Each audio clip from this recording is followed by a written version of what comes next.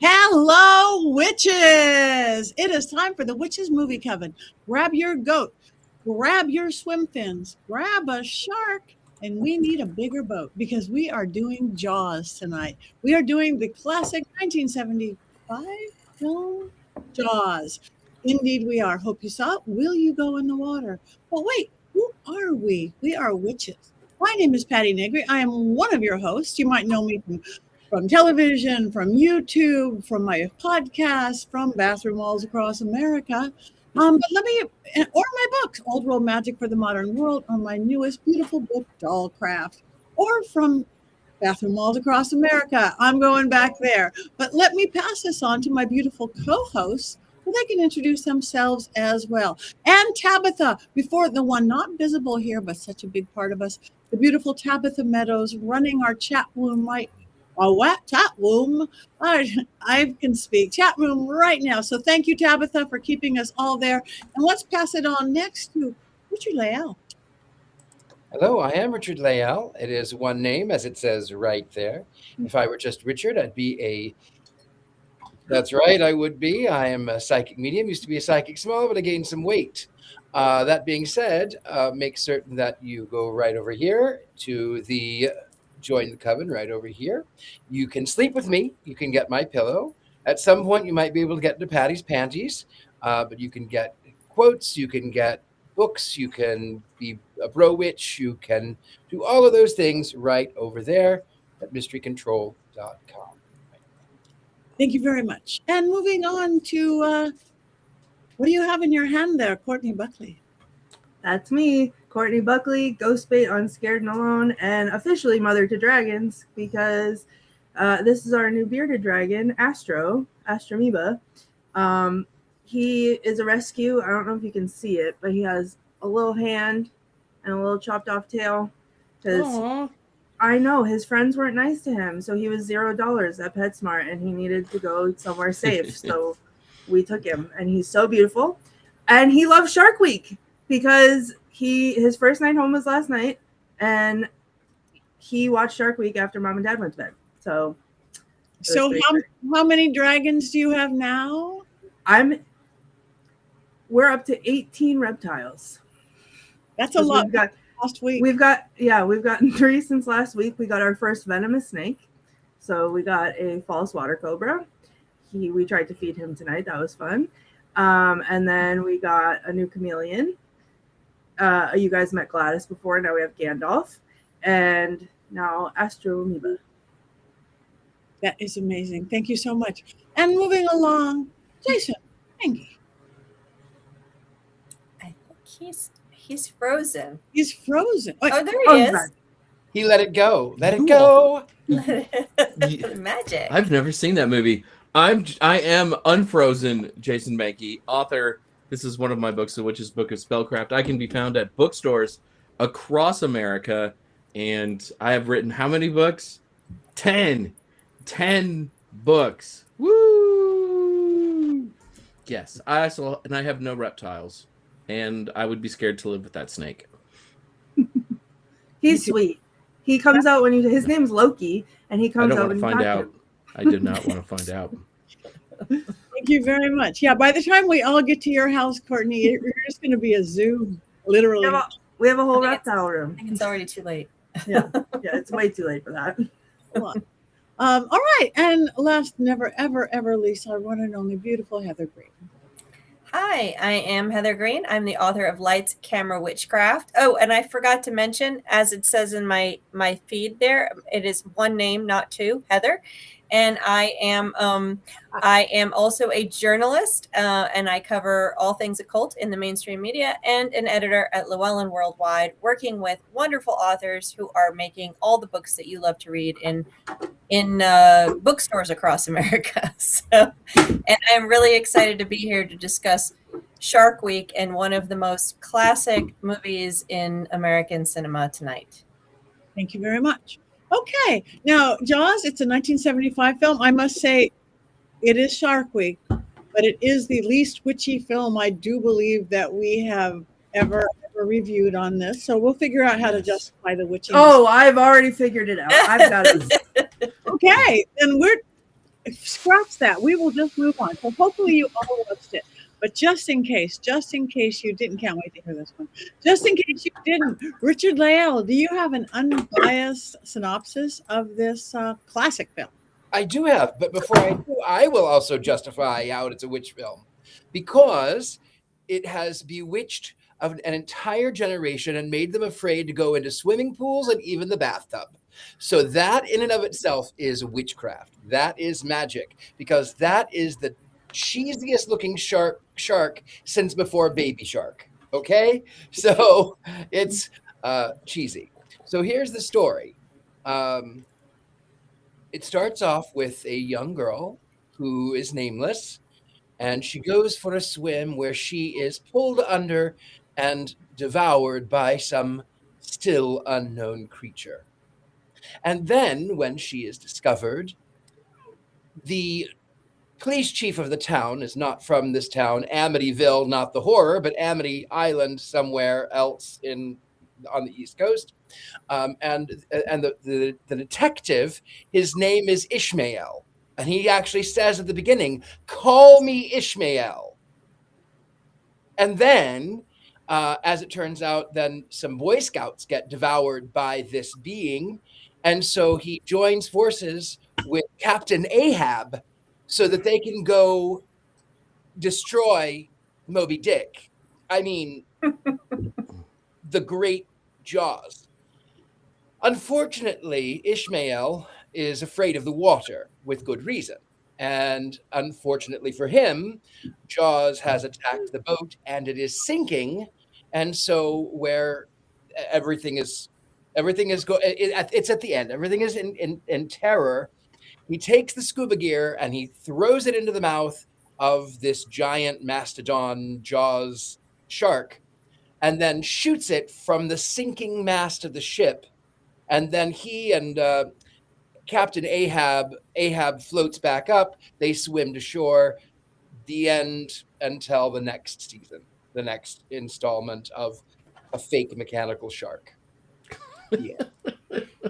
Thank you very much. That was good. Now we do have the entire plot line there, but Heather might have some other facts and interesting things about the movie, cast, crew, etc., etc. Heather. Yeah, so it's funny, Richard-Lael, your very tight discussion of the plot is actually so accurate, because Steven Spielberg purposely eliminated most of the other side stories to make this movie, and that's actually what makes it most effective, is that it's the shark and the three people. That's the idea of it. But let me go back. So I've got some stuff. I'm going to try to contain myself, because this is one of the most classic films in American cinematic history. For so many reasons, it's a landmark film. So many reasons, and I'll point a few of them out.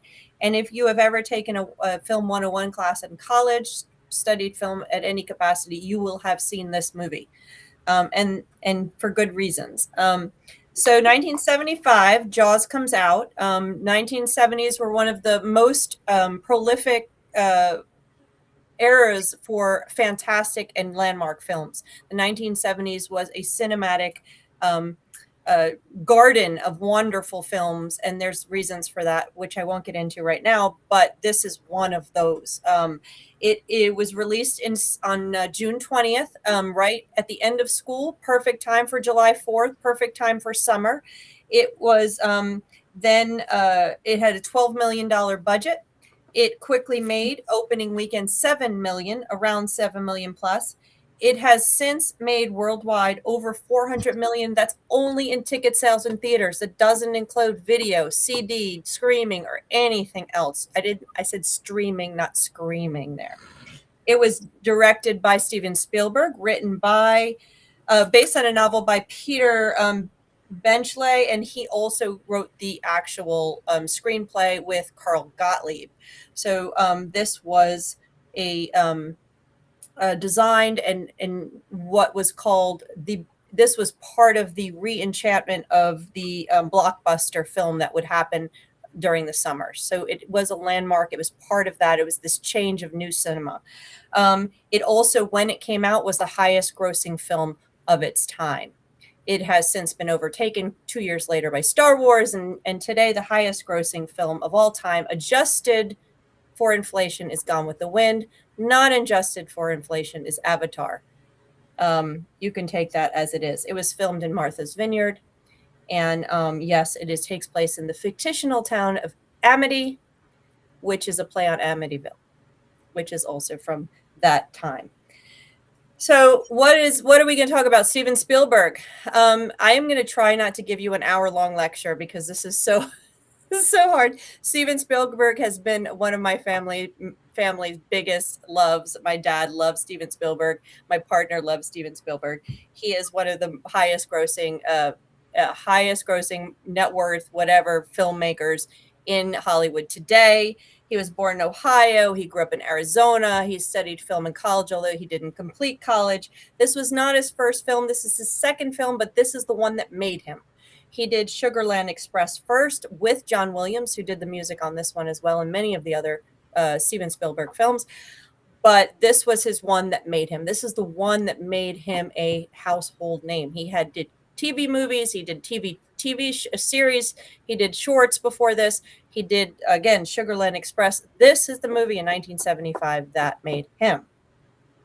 Other movies you might know, I just figured everybody's got a Steven Spielberg movie that they probably love, especially if you grew up during a certain period of time.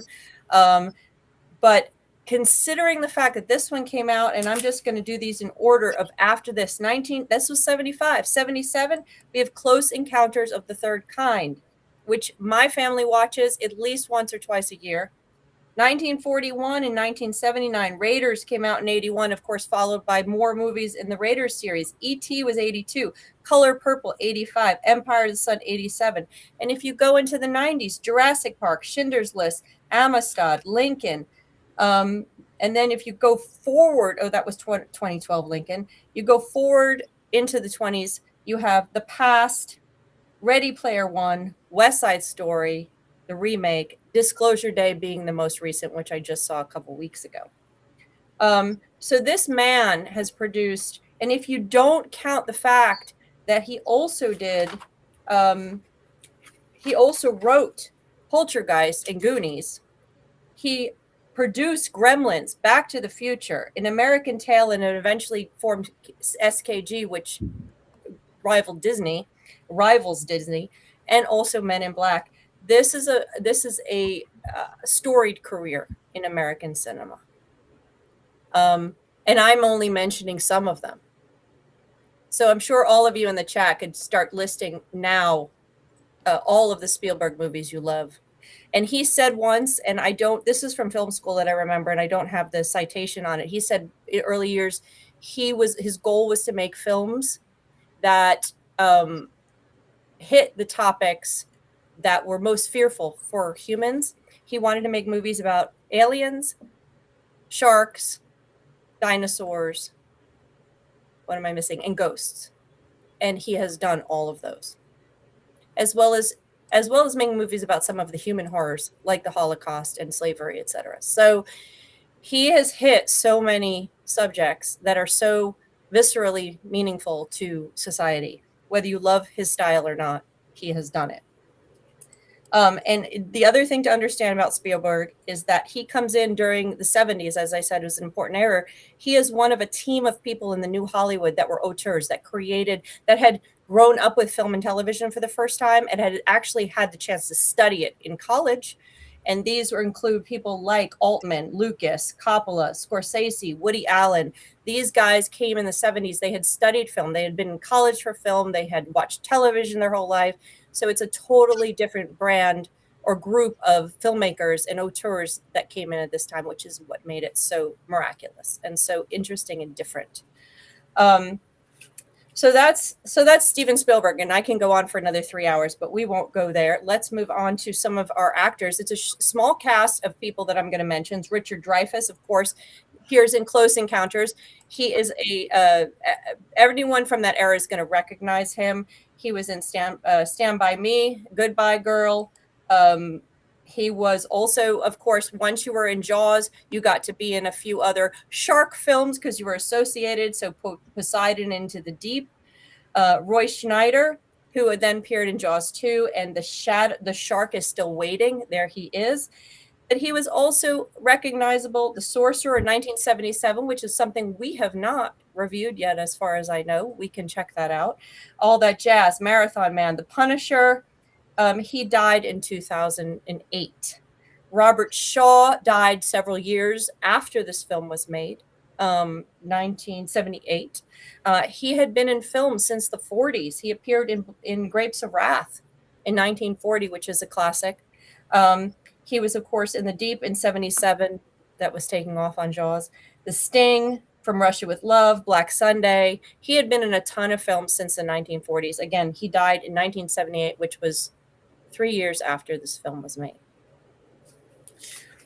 You have in it Murray Hamilton, who was in The Graduate. You have Lorraine Gray, who appeared in there's the mayor, the evil mayor, the evil political figure that was relatable at the time and perhaps today too. Jaws 2, Lorraine Gray, who is the wife, appears in Jaws 2 and Jaws the Revenge. We can talk about 1941. We can talk about the Jaws the Revenge and the other Jawses. I know Jaws 3D is Jason's favorite. He already told us in our back chat, and I think I know why. So let's get to the magic of Jaws. And I think Richard-Lael already mentioned this. Richard-Lael said the magic of Jaws is the reception. It's because it made a generation terrified of the water. And this is actually accurate. Not only did it make people scared of the water, and this was a recognizable Jaws effect, a psychological thing known as the Jaws effect. I had friends who would not go in the bathtub because of the fear of Jaws. This was a real thing, and it still is to some extent. It also created a noticeable uptick in the killing of sharks. And Spielberg has said since that he regrets that. He didn't mean that to happen, but it happened, and there was a noticeable uptick in the attacks and killings of sharks throughout the world because of Jaws. Of course, I don't know if this is magic or not, but this is Hollywood magic. You had Jaws 2, Jaws 3D, and Jaws the Revenge. And because of Jaws the Revenge was so badly received, it ended the interest in Jaws movies, or shark movies, generally speaking, until later. And that's number 5. This is going to be the most fun. And get ready, Courtney, because this is going to be the most fun of my whole little bit here, is shark movies. So prior to Jaws, there were very few shark movies. There was Shark in 1967. There was a shark movie in the 30s. There was the She-Gods of the Sharks. Something in the 50s. I don't know. I will look into that for you, Courtney. That was a 50s movie. There were very few. There was also a Scooby-Doo episode with Sonny and Cher. And there you go. But that had to be 70s after. Maybe it was. I think you're right. That yeah. So Jaws, of course, generated a bunch of shark movies. That makes sense, right? And then they were killed because of the lack of interest in the Jaws the Revenge, or it just kind of ran its course.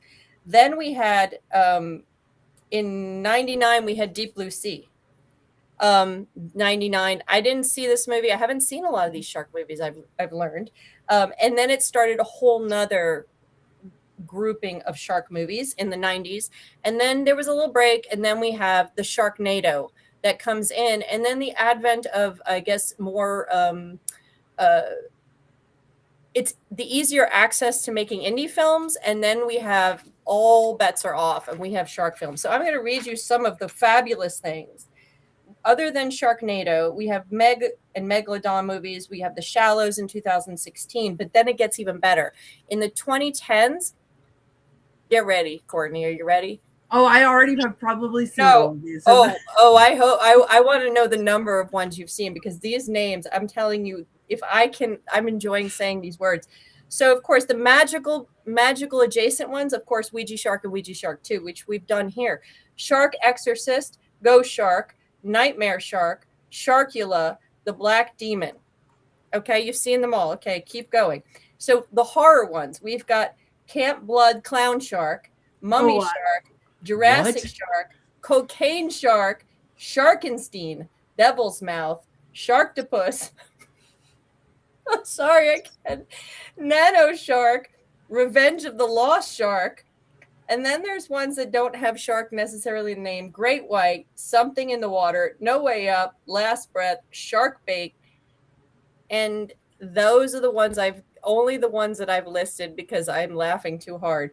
There is a movie called in 2023 called Sharksploitation, which talks all about the exploitation of shark narratives that you need to watch. And wait a minute, I got one more. And for all of you animated fans, there is Shark Tales. And I will end this thing by saying, fish are friends, not food. Bruce the Shark. I just want to hop in real quick because I took this picture earlier while I was watching a movie that I will talk about later. And these are the films that it recommended to me. And I'm only going to include, I'm going to include them all. Some of them are shark related, some of them are not. We have obviously Ouija Shark. Then we have Killer Thong. That is what you think it is. Then we have Sharks in the Hood. Then we have Meth Gator. We have Bad CGI Gator. We have Shark Side of the Moon. And that's the funny part is that I didn't list these earlier, but the shark when Jaws came out, it created this need for people to make movies about a killer animal, and so you also had movies about killer. Let me see, you had a killer alligator. I have the list of some of their names. The piranha, alligator, grizzly, orca. Jaws of Satan is actually about a king cobra. It is one that we can do here about Satan is a king cobra. So there was a whole rash of films in the set. Yeah, exactly. There was a whole rash of films in the 70s, and then later about killer animals. Cocaine bear, cocaine shark. I mean, it just happened, man. I would love to hop in real quick because just to piggyback off of what you were talking about with the Jaws effect. So I'm sure that I've talked about this any other time we've talked about shark movies, but I was a shark kid growing up. I did not want to be a princess. I did not want to grow up to be president. I idolized Eugenie Clark. I wanted to be a marine biologist from the time I could walk. I learned how to swim in the ocean before I learned how to walk. I was at the beach constantly all the time. Sharks were my favorite animal. Top of my bucket list item still to this day is to touch a great white shark. And I literally, I think of there that my death plan. I made people, when I got hospitalized, I made people promise that if I died, that they would bring my body out to the Cape and tow it behind a boat so that the sharks would eat it, because that's where I belong.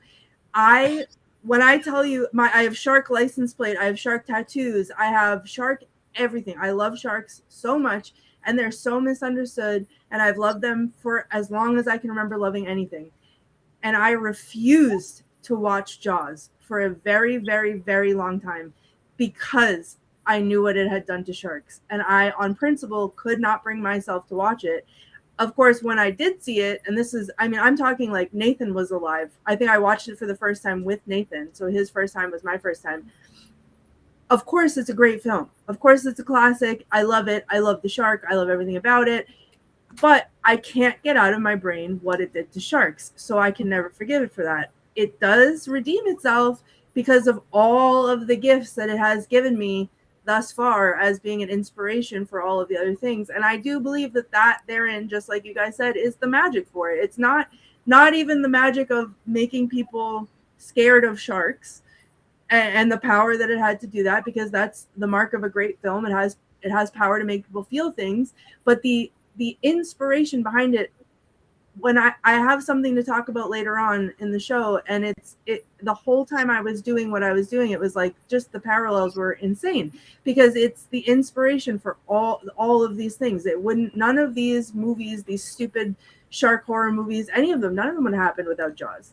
So that's my spiel. I hated it on principle before I ever saw it because I love sharks too much, but it's a great film. And I'll forgive it. Okay. Wait. I want to say something too. Go on. I was just going to say, if you love sharks, like you love sharks, like I love animals, I felt sorry for the shark. I mean, the sharks do what the shark do. They eat. I felt sorry. They were so mean. Poking him. That's torture. And then blowing him up. I felt I knew, yeah, the reason I got through it was because I know it's a mechanical shark and I could go see it at Universal Studios anytime I want. But still do it. So I know it's not a real shark. But had I even thought, and I know they don't really hurt animals in movies, but maybe in the 70s. But if you as a shark lover, didn't you feel sorry for the shark? No, because I knew it was a mechanical shark. But you know what? I do root for the shark. If someone, because we've had recently a couple shark attack. Yeah, I've seen that one. We've had we've had a couple incidents here on the Cape because we had our white shark population decreased because they were culling seals, and to maintain or to diminish the seal population out on the Cape. They stopped doing that. They put regulations on that, and the seals came back. So when the seals came back, now the sharks came back. So we're overrun with sharks on the Cape. It's one of the biggest shark populations in the world, which is fantastic for me. I love that. But that people need to be shark smart, and they're not. So they go in the water and they interact with the shark, and they get bitten.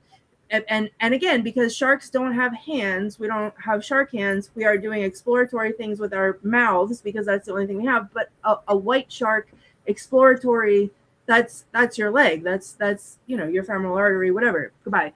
But shark. Yeah, the I always root for the shark. And most people, especially around here, feel the same way. If you make a choice to go in the water, because everyone knows there's signs at every beach, there are flags, there are everything, there's shark spotters, there's the plane that goes out, there's the research boat that's out there all the time. If you are not paying enough attention and you make a choice to set foot in that ocean, you're going into their home, and if something happens to you, that's on you, not the shark. So where the shark tracker that you just put in the private chat, I have 3 apps about it. I get notifications constantly because I want to know what the sharks are doing. I know when they're back. I'm watching real-time sharks all the time. This is my special interest. There are shark trackers? You could Patty, let me pull it up for you right now. Let's see where the sharks are doing. They name them. You can go on it and you can see their names and watch them. But when they tell you what kind of shark it is. I can't see. Is that the O-Search one? No, this is Sharktivity. So this is specific to the Atlantic White Shark Conservancy, which is who my license plate benefits. So this is, let's do the past 2 days. So they have Apple tags or something. So they have tags, and then all along the Cape. Hold on. All of these, you can't really see it, but all of these little pings right here, these are all buoys, and the buoys ping the shark tags as the sharks go by, so you can tell what direction they're going. And then you also have other ones that are shark sightings, so people who have seen the shark, or they've seen a predation, or they've done whatever and they reported it. So like there's pictures of seals, like you have to click on it to see it, but there's pictures of seals that have with shark bites in them, or there's pictures of fins in the water or whatever. But these buoys are real time. So what happens is the Dr. Greg Skolmel, he's been on Shark Week on Discovery Channel. He's out there on his little boat, hanging off the edge of the thing, tagging the sharks. The sharks swim up and down the Cape constantly, all the time, all summer long, pinging off of these receivers. And then you get a thing on your app that says, oh, shark alert, there's a shark off of this beach moving north, or a shark off of this beach moving south, or whatever it is. And then they clear out the water, and after the shark goes by or pings somewhere else, then they let them go back in the water. So they're doing a lot of things while also making really cool discoveries about sharks. But that won't send people out to go kill them or anything, will it? Well, no, yes, but a couple years ago, they were trying to say that the exploding white shark population was ruining tourism on the Cape, or one politician said this. And then I don't remember his name, I'd have to look it up, but he went on to call for a shark cull. And when I tell you I was this close to getting in my car and going down there and knocking on doors and doing something, because how dare you be so ignorant? But lucky for me, everyone else had the same idea and he was laughed out. So absolutely not. Okay, thank you. And thank you, Heather, for all that information. We went left, we went right, we went everywhere. Sharks. Okay, Jason, what was that? You go. Oh, I was just like, we went here, we went there, we went everywhere. Yeah. Yeah, like a shark. Whoop, whoop, whoop, whoop, whoop, whoop. Do you want to know something crazy about this movie? I finished watching it today at about 5:45 my time. Show starts at 6 p.m. my time. I had never seen it before. What? I had never Wow. Yeah. watched it this morning. My wife came home early today and she's like, "You've never seen Jaws?" And I will say it's such a cultural touchstone that, especially on the 4th of July, you always get memes about how the beach will be open. You always get, we need a bigger boat and all those things. So even if you haven't seen it, you still are familiar with it because it's such a part of culture. But I had never sat down to watch it before today. Wow. Oh. Yeah. And as a child, I would not get in the water because of Jaws, even though I had not seen the movie. I was still so terrified of it that I did not swim in the ocean for many years on trips to the beach. Wow. Wow. My brother was a surfer. I live in the just like you, but Southern California beaches. Yes, and he different. Used to go to Doheny, which is even south from us. He would get his little woody and go down and surf and surf. I remember we went to go pick him up once because a surfboard was found with a big shark bite in it. And like days later, they found the half of the surfer that was left. And I was pretty little because my brothers are way older than me. And when we went down to go pick up my brother from his friend getting eaten by a shark. Oh my God. Wow. But I've swam in California ocean my whole life. Didn't ever get that. One of my best friends, Patti, lives in Marina Del Rey, and they have a beach right there they call Shark Beach. She will not go in it. Absolutely not. Absolutely not. See, and you know what? The one time I went to California, and this is me every time I'm at the beach, the one time I went to California, it was sunset, which is feeding time, and I saw something in the water, and I didn't even think. I took off like a shot, and I was in the water because just in case it was a shark, I could be in the water with the shark. Can I just jump in really quick and then we can go back to this movie? But I'm going to respond to that. What's up on the thing, Jason? I will make you a list and you will sit down and watch it. I am doing that with Ben right now, my partner. I just made him watch 2 classic films and we are getting through them. So I will send you a list. Happy to do it. Happy to oblige. You better hurry up before football season starts because then my life changes. I will make the list. I will make the list and you can watch them in between at your leisure whenever you feel like it. But I will make that list. And this was top. Ben, my partner, which I just mentioned, he was attacked by a shark during, he was a big surfer in Florida, and it was a bull shark, which I know a lot of people have mentioned. What about bull sharks? They are very aggressive, and they are in the Florida area, Gulf and everything. And it went after his line. It didn't go after him, and it got tangled up, and then he had to cut loose and everything. So he didn't get bit, but that was the last time he has surfed, and that was probably a good decade or so ago, because you don't mess with them. Just, hey, you have your space, I have my space, I'm not messing with you. Wow, that's spooky. Yeah. I've scuba dived several times in Australia. Well, here too, but Australia. But I saw sharks swimming by really close to us, but nobody seemed frightened by it. So I figured they were friendly sharks. I just hope they were friendly sharks. Because you're underwater, you can't see, but nobody else is jumping around. So I've swam with sharks, but not any. They must have been friendly. One of my favorite Shark Week documentaries, I know this is not about Jaws, but if I can change anyone's mind about sharks, I think this is the documentary to do it. I have not stopped talking about it since I saw it. It was years ago. It's called Shark Man. And it's about this guy who's researching tonic immobility in sharks. So they have the ampullae of Lorenzini on their nose, these little like sensory receptors.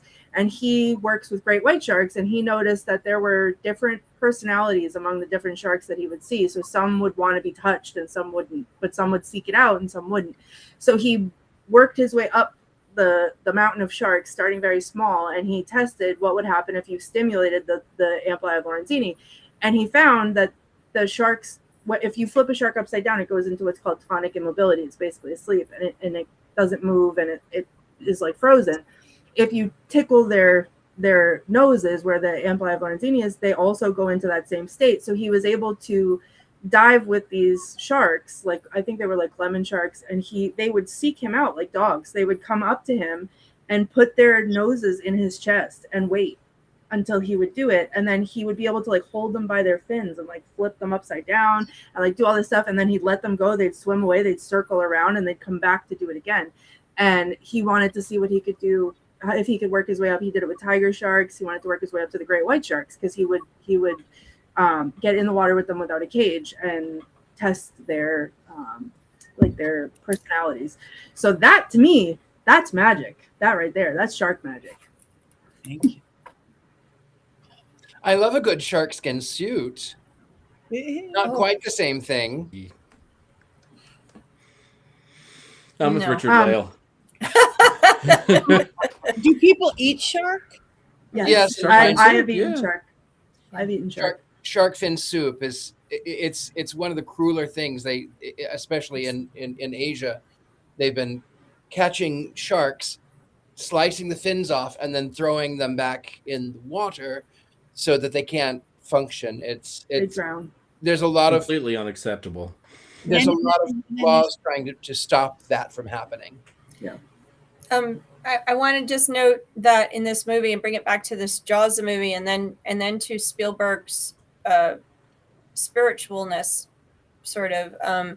In this movie, he includes that story that Quint tells, where he talks about what happened to him and why he's been so angry at sharks, and that whole story that actually is based on a real story that actually happened.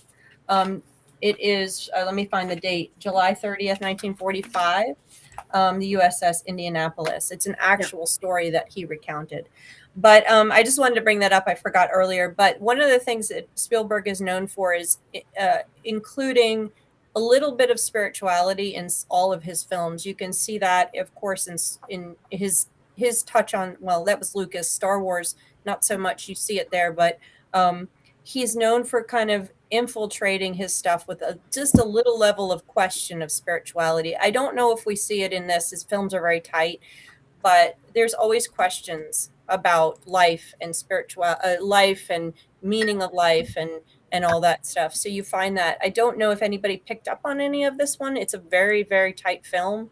And you're so inundated by the fear of the shark and this conflict between man and beast, I guess is the best way to say it, that I don't know if you pick up on anything else. I would have to watch it again, but that's something that Spielberg is known for, that penetrates all of his films. And you see it more with Schindler's List and Color Purple. It's more obvious. Maybe a little in Indiana Jones. But I don't know if anybody found anything like that in this one. Or you're just terrified. The way they do the shark is so great, though. Like, you just get a little bit more of the shark and a little bit more of the shark and a little bit more of the shark. And I disagree with Richard-Lael. I think it holds up pretty well. There's only one scene where I think to myself, this is a giant rubber shark.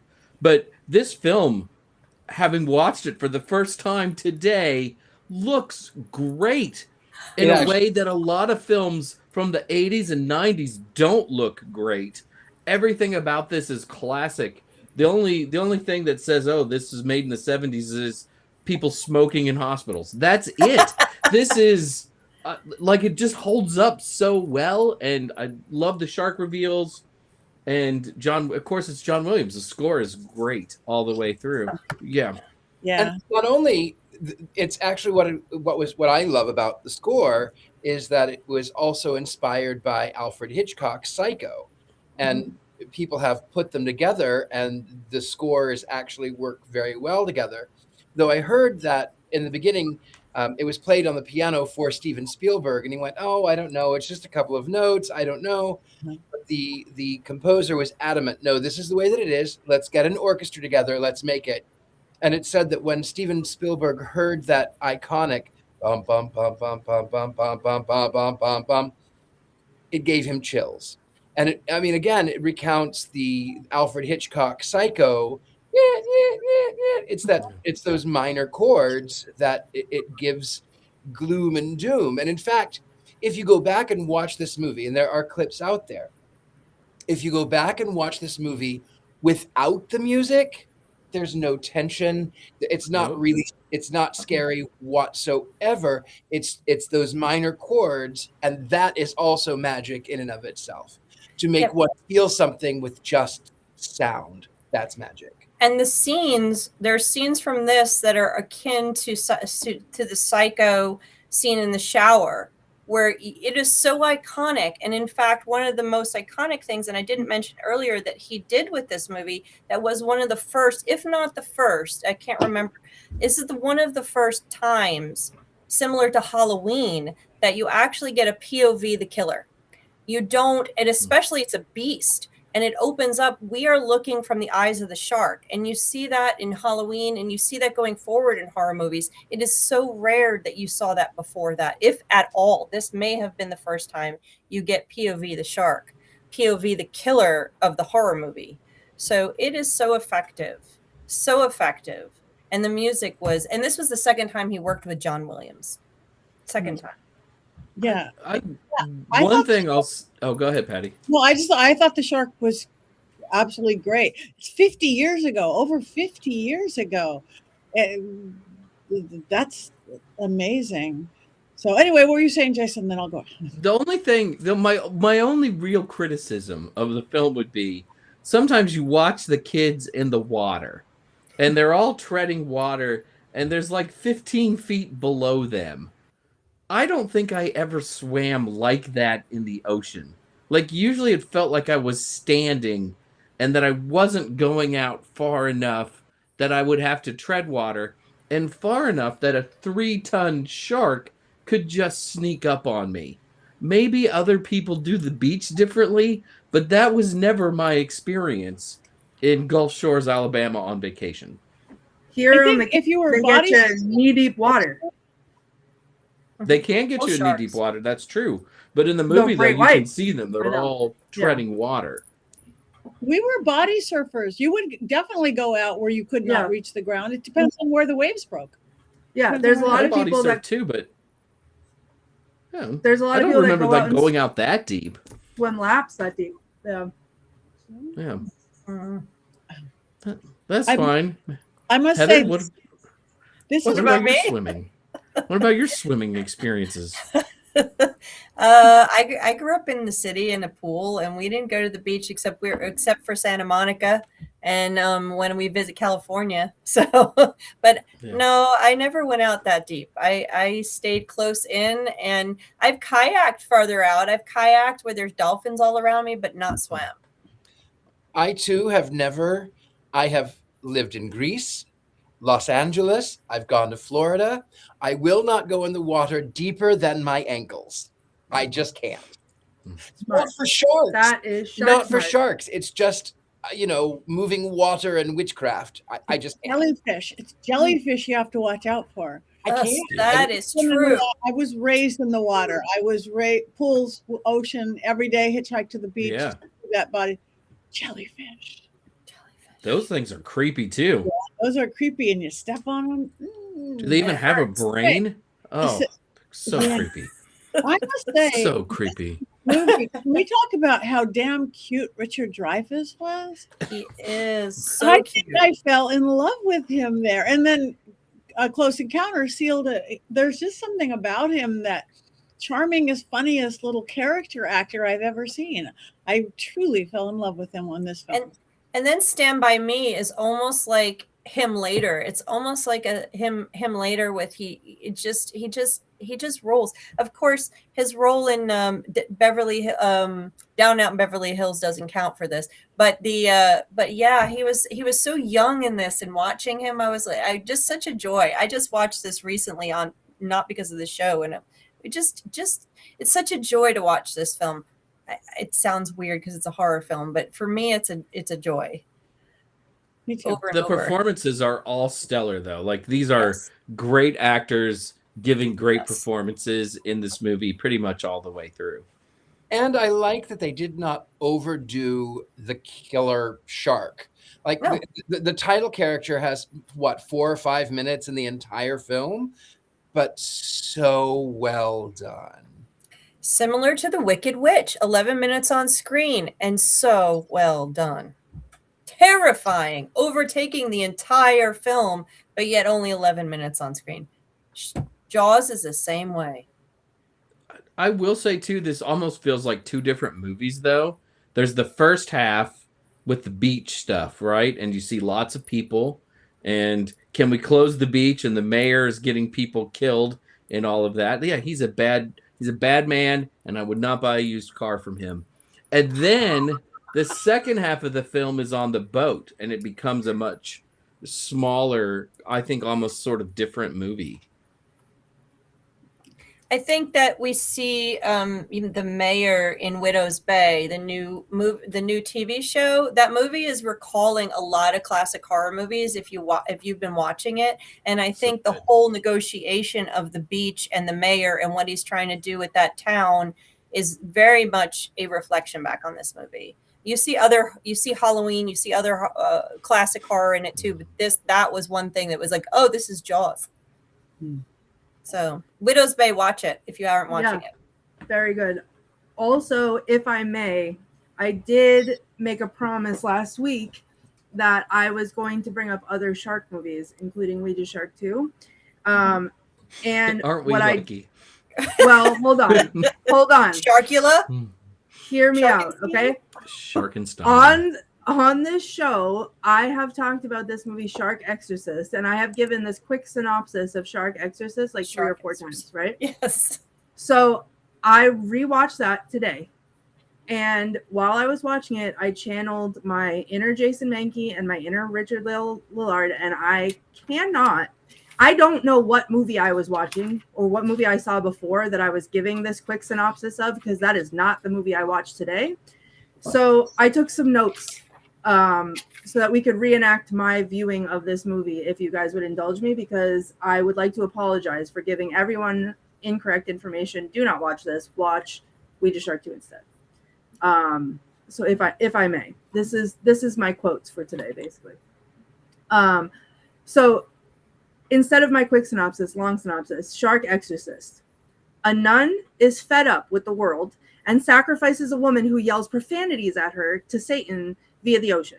A shark with laser eyeballs is then shown, followed by 17 minutes of opening credits. Once the actual movie begins, we learn it was not the ocean, it was in fact a lake. We also learn that common sense has no place here. We now see 3 women in a car. A 20-minute discussion about what activities one can participate in at a lake ensues, and one of the women leaves a voicemail while pausing as if she's having an actual conversation. Brown-haired woman tells blue bathing suit woman that she is not a good listener, and to prove the statement, tells her to close her eyes and remember what color her bathing suit is.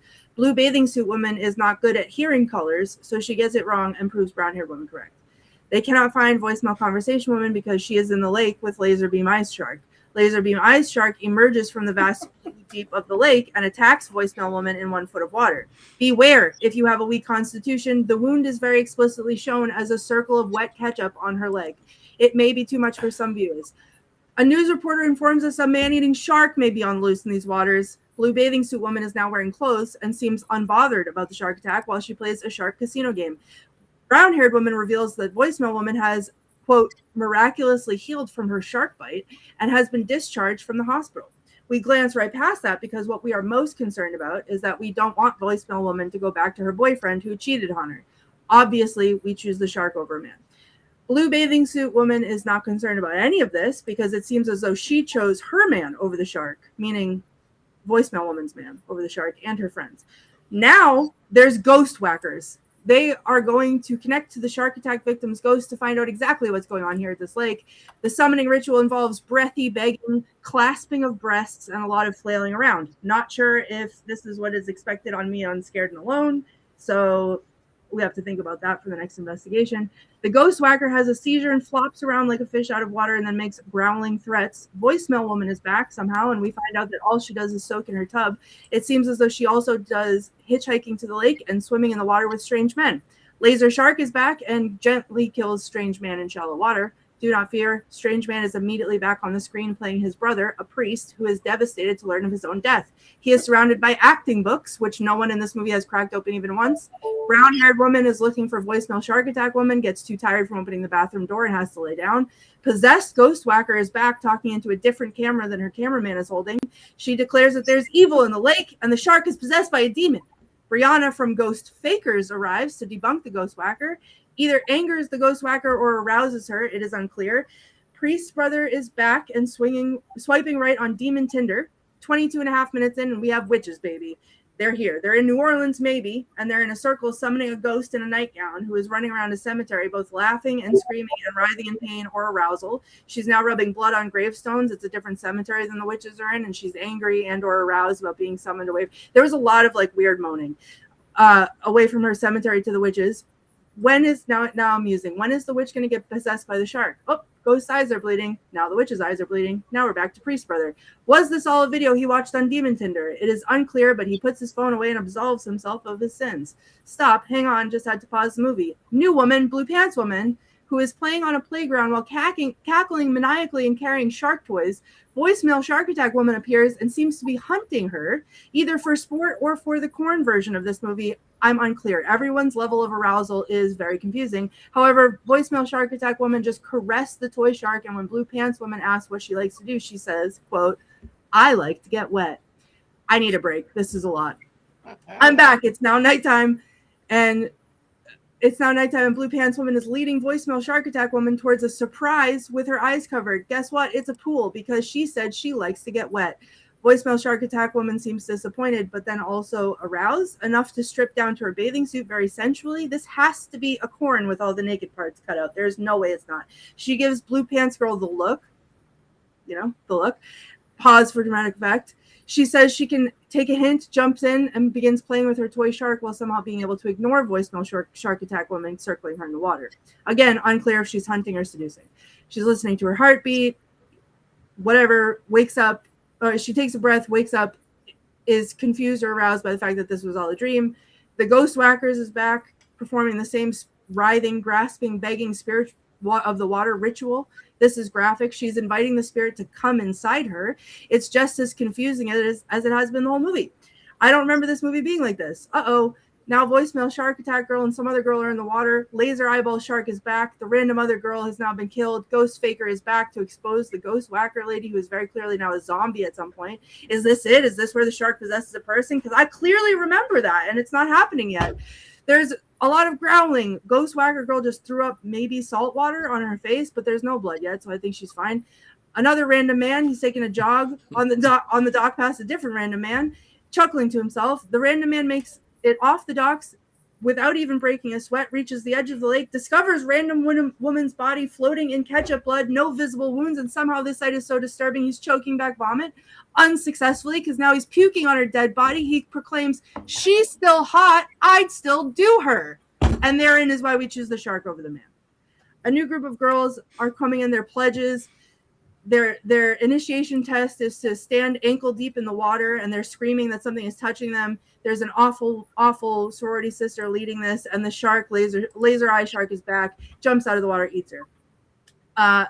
Somehow, Priest Brother is back now. He's at brown-haired lady's house looking for the shark attack woman. He's not a stalker, he says.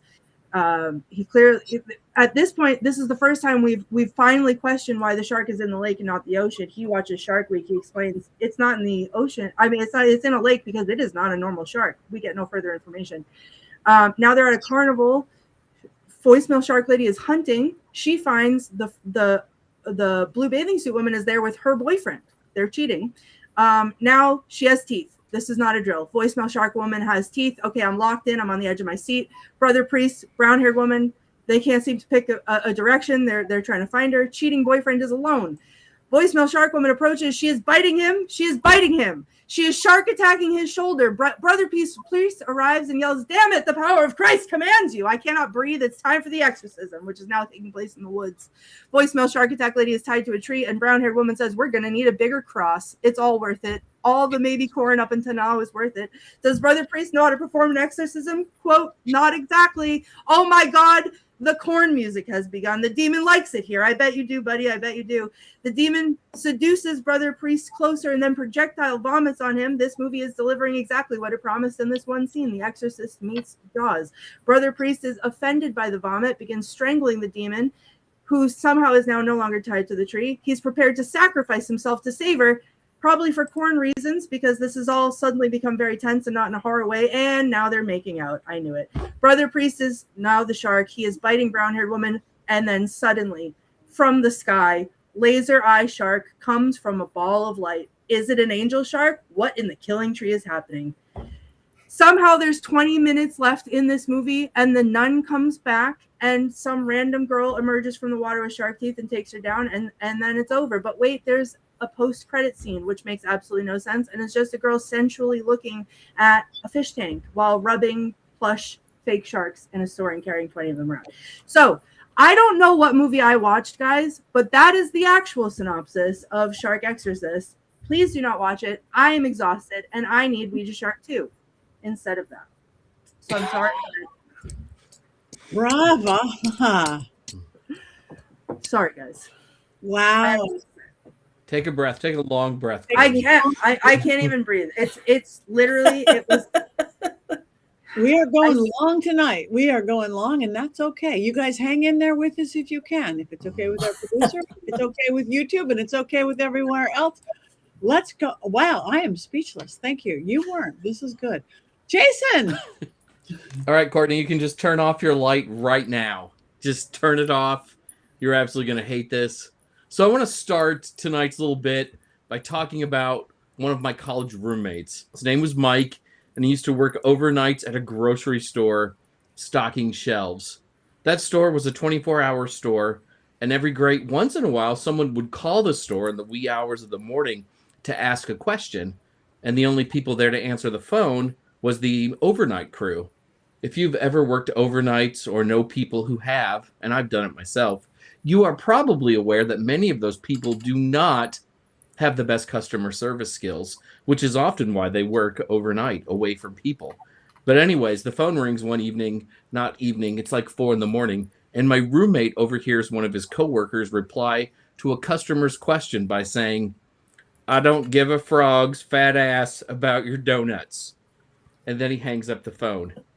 That sums up how I feel about Shark Week. I get it. Sharks are semi-interesting. They are big, dumb creatures designed by nature to kill other, probably big, dumb creatures. They have lots of teeth. They swim pretty fast. If you like that kind of thing, good on you, I guess, but I don't. And it also worries me because, again, sharks are designed for killing. If that's your favorite thing, you might want to talk to someone and get some help. Tigers are also big creatures designed by nature to kill other animals. They are also prettier and much smarter. No one advertises Tiger Week. Why don't we get Tiger Week? But I digress. I assume we did Jaws this week because it's Shark Week. But Shark Week is not a real holiday, nor is it a real event. It's like the fake holiday of Sweetest Day, which was made up to sell greeting cards. Shark Week is a fake holiday made up by the Discovery Channel to get you to watch TV. Read a book. You know what's a real event? Lammas or Lunasa, if you prefer. And that's just days away. That's an actual holiday celebrated by witches. And here we are talking about sharks. There's got to be some stupid horror movie out there called The Revenge of John Barleycorn that we could have watched or something like that. I can also help someone write that movie if it's needed. Certainly, it would be better than Bambi the Revenge or Alice Murders the Mad Hatter in Wonderland or whatever nonsense movie is up next. The trailer practically writes itself. They hired men with scythes so sharp to cut him off at the knee. They hired men with sharp pitchforks who pricked him in the heart. They hired men with crabtree sticks to cut him skin from bones, and the miller then ground him between two stones. But now he's rising from the grave and will have his revenge. They said John Barleycorn must die, but now John Barleycorn says it's time for revenge. Ryan Gosling stars as John Barleycorn in John Barleycorn Must Kill. This August, the blood will flow like beer. But nope, we settled on Shark Week instead. And the new Spider-Man movie comes out this weekend. And having to watch Jaws though I'm happy I did, interrupted my flow of rewatching all the Spider-Man movies. Clearly, I could be a happier camper tonight. So if you are going to see Spider-Man this weekend, good on you. Look for my review Saturday night, Sunday morning. And I also hope you are celebrating Lammas and baking some bread or whatever you do for the Sabbath. But if you are celebrating Shark Week, I have no time for you. I say to you, good day, because Shark Week is not a real holiday. Why is your light still on, Courtney? Why is your light still because on? I can't see it. Because I can't turn off all my lights, and I don't have my sunglasses over here because I have a lizard instead. And Jason Mankey, I have watched Shark Week every year since its inception, when it used to be in August for my birthday, because it was especially for me because I love all the Shark Week shows. If you think for 1 second that it's not real, you're wrong. And it's not just to get you to watch TV. I had zoo books. I had books. I went to the library. I read all the books. So Not real holiday. Not a real holiday. It has to be, because I saw Josh Gates, my boyfriend, my husband. yes, My thank boyfriend, you. Josh Gates, goes, it's Shark Week. And if Yep. Josh Gates says it's Shark Week, it's got to be Shark Week. Guess who Astro was watching last night? Josh Gates on Shark Week. That's who he loves him too. Yeah. Not real holiday. Jason, you're dead to me. I'm feeding your body to the sharks. I dare you. Ooh, I dare you to come out here. Okay. All right. Thank Yeah. heavens there's a country between me and Courtney right now. She Uh, is here. I'm gonna I make am this. here. I'm gonna- We're very far away from each other. This is good. A heated Shark Week, but we have to vote, and we are I'm gonna- running late. So you guys grab your wands, grab your knives, grab your scuba gear. Where's my wand? What is that? Richard-Lael. Yeah. Oh my God. This That's is not a incredible. shark; it's a barracuda. Ooh, barracuda. Ooh, barracuda. But Christ, I don't Nathan! man, Frankenstein or Spider-Man, and Jaws was never my scene, and I don't like Star Wars. Oh my God, I'm breaking this down. There you Nice. go. Nicely All right. done, sir. All right. Nicely done. Fingers up, wands up, wands up, wands up. And is that a down, Richard-Lael, or is it a half? No, it's kind of neutral. It's a great film. I just don't care for it. Okay. All right. All right. I mean, Okay, you guys in the chat room. Works. Lizard. Okay. Okay. In the chat room, wands up, horns up, wands down, neutral wands. Let us know.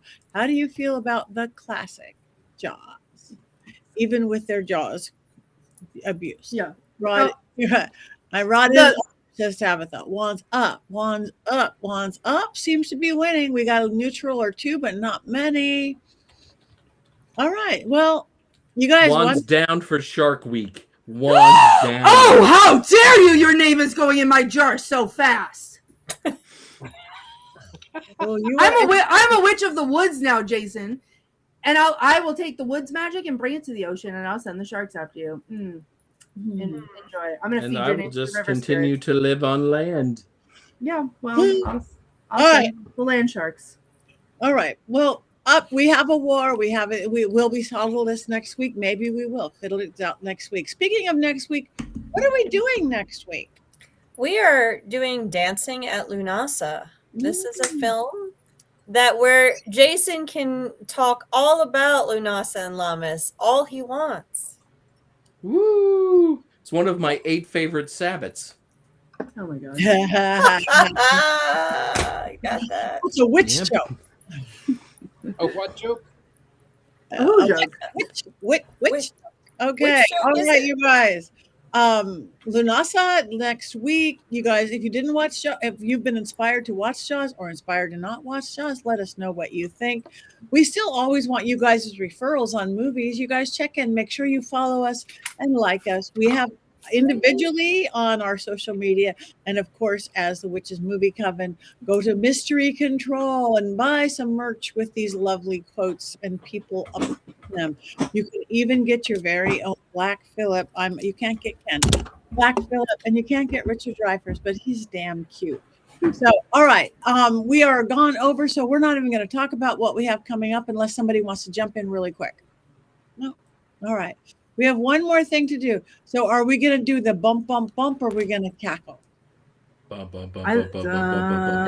Cackle. Ouija shark. Do Shark, do do, do do, do. do. Ouija shark. Ouija shark, do, do, do, do, do. Ouija shark, do, do, do, do, do. Ouija Ouija shark, do, do, do, do, do.